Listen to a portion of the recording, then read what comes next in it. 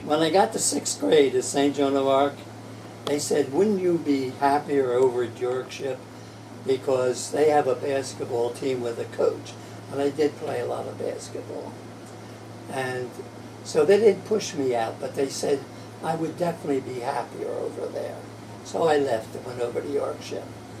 And I'm happy I did, because maybe if I hadn't gone over there, I wouldn't have met my wife. Her name was Betty Sellers. And she became my girlfriend, and on into high school. 1 grade younger than you? Yeah, same grade. I got when I went over to Yorkship, they didn't think I was smart enough for that grade, so they said, "Why don't you stay back 1 grade? Then you'll be better off." So I stayed back 1 grade, and I was better off. In theory, I've told this story. People who start their kids older, and when they start school, they have an advantage over other kids who are younger. It's just that you'll be, like, I was president of the CYO, the homeroom. I was captain of the basketball team at Yorkship. I was all-city at Yorkship, the only white boy on the team. The rest were from Whittier and Sumner and the Camden teams. No, I played, like I say, and the fact that I was a year older than most of the boys I'm playing with, it gave me an advantage. And then after Yorkship, you went to Hatch, which would be 7th, 8th, and 9th. Just 9th. 9th. Oh, because you went 1 through 8th at Yorkship. 1 through 8th. So you didn't need the just 9th, and then you went on to Camden High. Right. And then in my first year at Camden High, I enlisted in the Coast Guard, and it was right after Pearl Harbor. Right after Pearl Harbor. Pearl Harbor, I talked the other two fellows into joining. They're both Fairview boys. One named Bill Hammond and one named Bill Gosnell. And what I said to them was, World War II only lasted 18 months. The war's already been on for 4 months. We better get in. Well, 4 years later, we all came out. That's how long that war lasted. We were in from April of 42 to February 46. And you were actually a bit young. In what? You were young. Yeah, I was 17 to 20. 16 to 20, actually. Yeah. Now, I spent all those years in the service, most on a destroyer and the rest on Coast Guard cutters. And all at sea, I had what they call a sea-gone rate. I was a sonar man. I looked for submarines.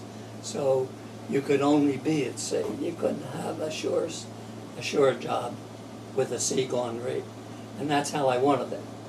Went to sonar school. We sunk 1 submarine in the Mediterranean and a probable up off Nova Scotia at the end of the war. But the one we got prisoners off in the Mediterranean. But Mr. Oxley, I want them to know how patriotic you were with the story about Lenny. Yeah. And, Well, and 16, that yeah, you at did something 16, you didn't have to could do. not join the service, so you had to have your parents' signature. Well, I was so used to signing my father's name to report cards, I had no trouble signing his name to the induction papers. My mother signed. I took them over to Lenny. She phoned Lenny. He notarized them, and away I went to boot camp. And that's how I got in at that age. You all walked to Philadelphia, right? Yeah, we walked to Philadelphia to take our physicals. 2nd and Chester Street was a post office, I think, and that's where you took your physicals for all the branches of service at the time. Remember, Mr. Oxley, you were telling me on the phone about cigarettes were actually better currency than cash? Cigarettes were. Could you tell me a little bit about that? Okay, when you got to North Africa, you couldn't buy anything with cash, because what are they going to do with it?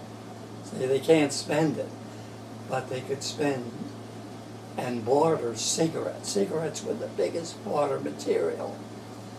So not smoking, and it seems odd that people can't believe that I never smoked, because all the guys that were tough guys at the time, they all smoked. All the guys I grew up with all smoked. But I just never liked the taste of cigarettes. So anyhow, when the ship's door would open every other day, you were allowed to buy a carton of cigarettes. And a carton cost you 50 cents for a whole carton of Lucky Strikes. You couldn't buy Old Golds. For some reason, the Arabs did not want Old Golds, and they specified it. They'd give you $32 a carton for any kind of cigarettes but Old Golds. They would not buy Old Gold cigarettes. And I used the cigarettes to buy souvenirs. I brought home leather shoes for my sisters.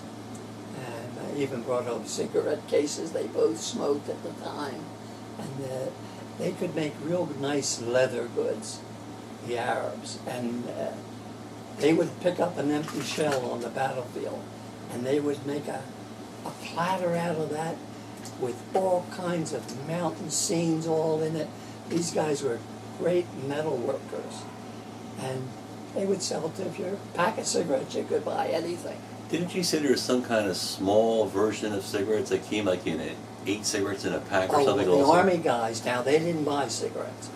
Every time they got their C rations, they got 8 cigarettes in a pack every day. So in theory, they had 8 cigarettes a day, the Army guys. And yeah, they didn't have to buy them, they got them in their C rations. Your name is also on the plaque in the square, correct? Yes, it is. My name and my brother Jim's name, who's actually came under the Navy after Pearl Harbor was bombed. They came into the shipyard and they asked who would go out and get those ships back in online. And my brother Jim volunteered, had to sign up for 18 months with the Navy, went out to Pearl, worked on the ships, and every 18 months they gave him a 30-day leave if he signed up for 18 more. Otherwise he would go right in the service. And stayed in Pearl. He stayed in Pearl and never came home except for visits after the war. Married a girl there, a nurse there.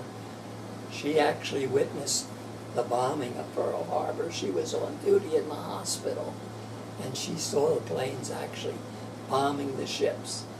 Apparently St. Francis Hospital, where she worked, was on a hill, and she could see them. What eventually happened to her? She's still alive. Yeah, she's still alive, raised how many kids, babe? 3 kids. 1 has died. 1 is coming here to a wedding, one of her boys. And he's coming to one of my niece's wedding in a month or so, babe. When's that coming off? September 7th. September 7th. So I'll get to see him. We visited my brother out there, and I scuba dived. I have a qualification for scuba diving, and he took me scuba diving on some wrecks and stuff out there. And what else about him? His name is also Jim Oxley.